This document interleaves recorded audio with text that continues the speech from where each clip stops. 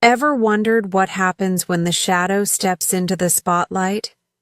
When the invisible daughter, the forever second choice, finally says, "Enough," not with screams, but with the quiet power of 10 years of pain? This is my story. And it started, ironically, on what was supposed to be the happiest day of my life, my wedding. I grew up breathing rejection. My sister was the golden child, and me, I was the backup, the extra, the afterthought. If she cried, I was the problem.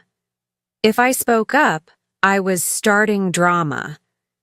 Even my birthday cake was always her favorite flavor. My gifts? Way cheaper than hers. My choices? Didn't matter. It was like our whole house was a stage built for her spotlight, and I was the blurry figure in the corner. She made me her emotional punching bag early on. At first, it was just coldness, casual cruelty. But when we hit our teens and she suddenly had no friends left, I never knew if they left her or got tired of her poison, things got darker. Meanwhile, I was thriving socially, and she hated it. I became the target of a full-blown sabotage campaign. She'd tell wild lies about me and my friends, and my parents, hook, line, and sinker, every time. They grounded me, kept me home, for my own good. Why can't you be more like your sister and spend time with the family? Because spending time with them felt like drowning. What saved me? My extended family. Cousins who saw things. Who knew? At a Sunday barbecue, I let it slip. I can't have friends because my sister doesn't have any. That one sentence lit a fire. The adults started whispering. I got punished for lying, of course, but the damage was done. For the first time, my parents felt the heat of outside judgment, and suddenly, I had a little more freedom. She switched schools out of shame, but came back even worse, bitter, obsessed, determined to control every piece of my life. When I got my first boyfriend, my parents demanded he come meet them, pretending it was about family. What actually happened? She tried to flirt with him, in front of me, then lied, saying I talked bad about him. My parents believed her, told me I had no judgment. They made me break up with him. It happened, again with the next guy. And the next. What they didn't realize, and what I only understood years later, was that my sister's obsession with ruining me was also her pain leaking out. The golden girl lived in a golden cage. No real friends. Too much pressure. Perfection at all costs. She wasn't just mean, she was miserable, but that didn't excuse the pain she caused me. As the years went by, nothing changed. She got more freedom. I got tighter rules. Their excuse? She's older. Until I reached her age, and the rules still didn't change. You're not as responsible as she is, they'd say, pointing to my ex-boyfriends as proof. I was stuck in a loop of humiliation. Then came her graduation.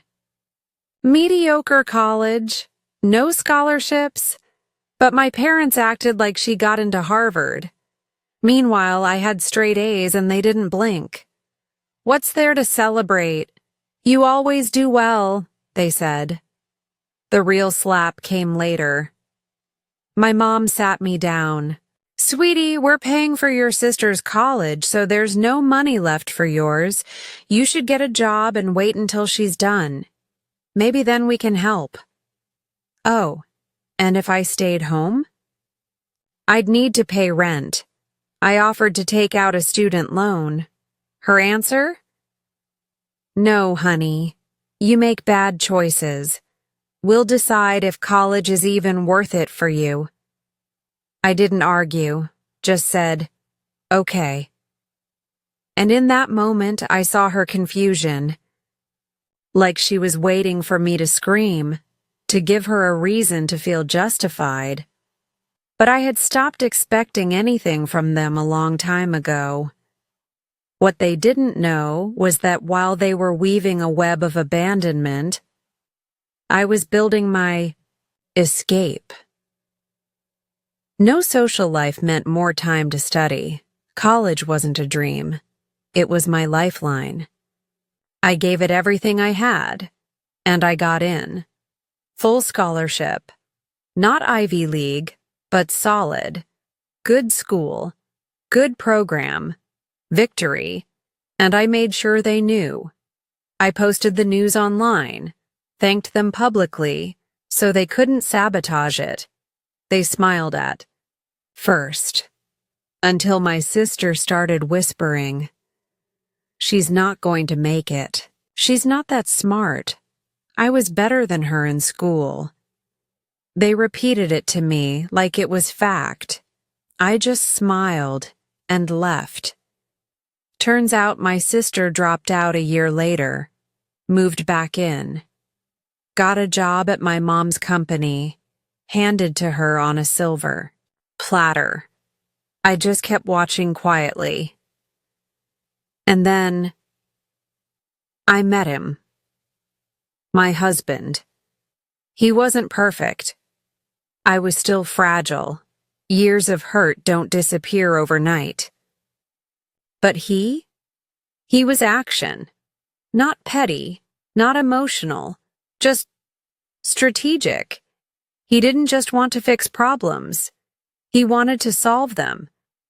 And when we decided to get married, he said, "Babe, it's time to tell your story. Not for them, for the world." We didn't want a big wedding. We wanted a honeymoon across Europe. But his family lived far, and mine, well, they were all still in my hometown. So we decided to marry there. My parents demanded to meet him. I hesitated. Time and distance had blurred the memory of how bad they could be. But my husband?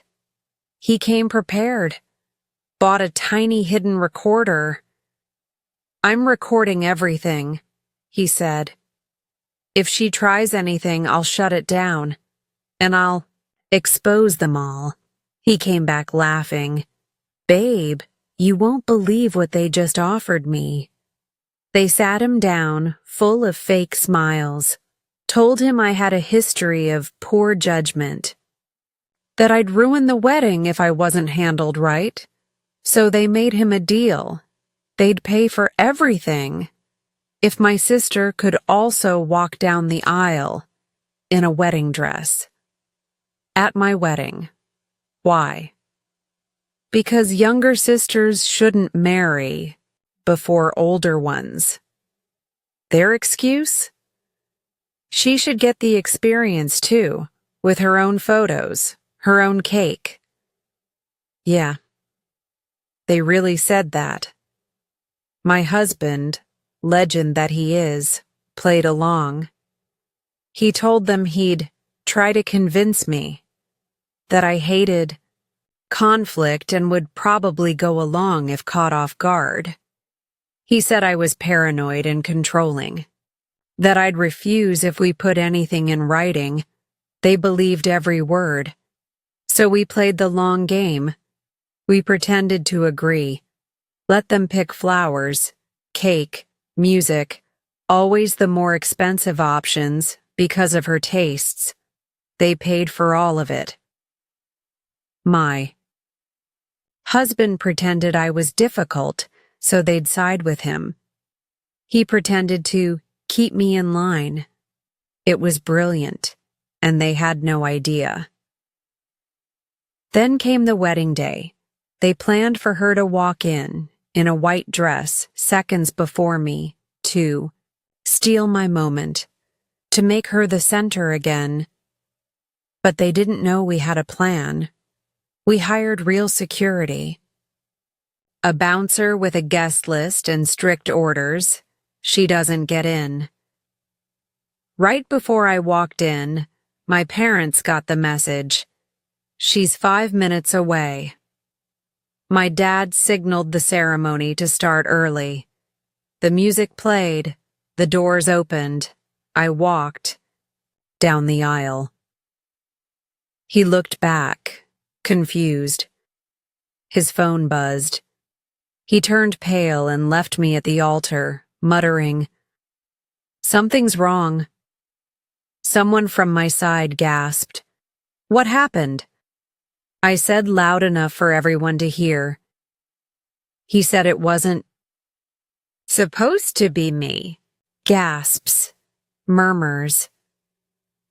My best friend ran out after him, causing a scene that made it impossible for him to come back in. My husband's father, on cue, rushed up and gave me his arm. We walked down the aisle, and we got married. Without them.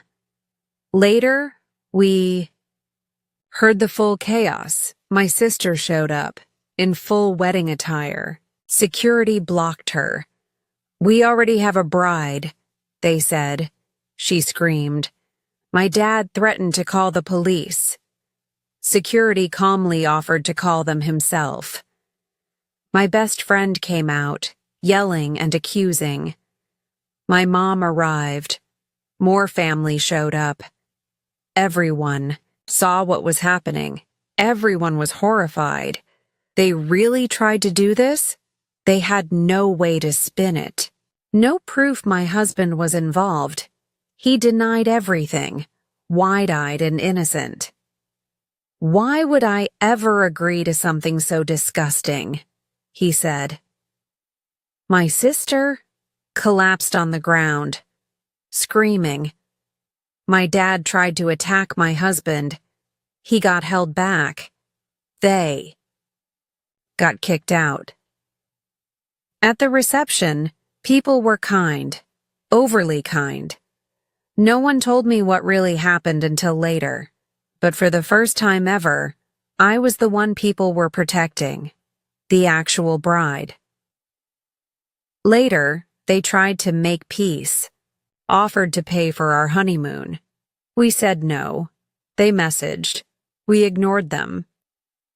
My sister accused my husband of betrayal, said he was sleeping with me just to hurt her.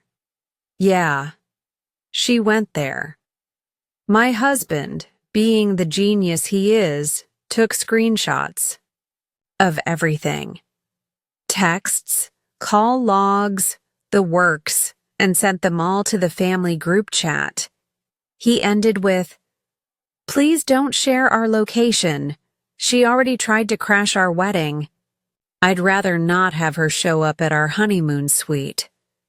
Nobody shared it. Nobody defended them. And since then, we've had peace. I wish I'd had a loving, normal family at my wedding, but I didn't.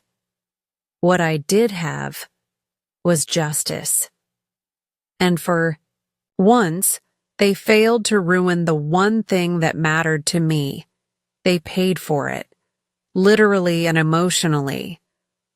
Why did they do all this? I have a theory. I was the unplanned kid. My sister took years to come. She was the miracle baby. I was the accident. They weren't rich, suddenly had 2 kids. Maybe they resented me. But in the end, none of that justifies what they did. Funny thing?